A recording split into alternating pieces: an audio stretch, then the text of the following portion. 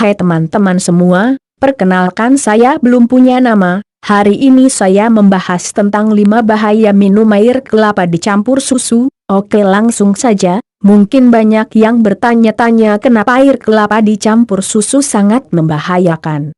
Sebelum saya lanjutkan, alangkah baiknya subscribe channel ini, aktifkan loncengnya, dan jangan lupa sarapan pagi di sore hari.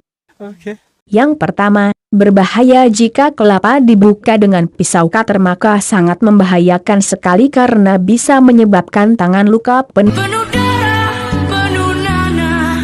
Yang kedua, bahaya kelapa dicampur susu, yaitu ketika susu sapi diperas, dan sapinya marah, maka sapi akan mengejar siapapun itu, termasuk yang nonton saat ini.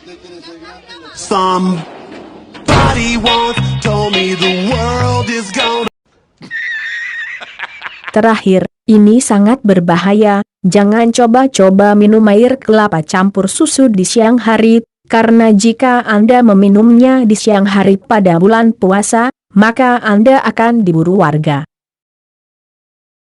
Terima kasih telah nonton, bye-bye, tamat.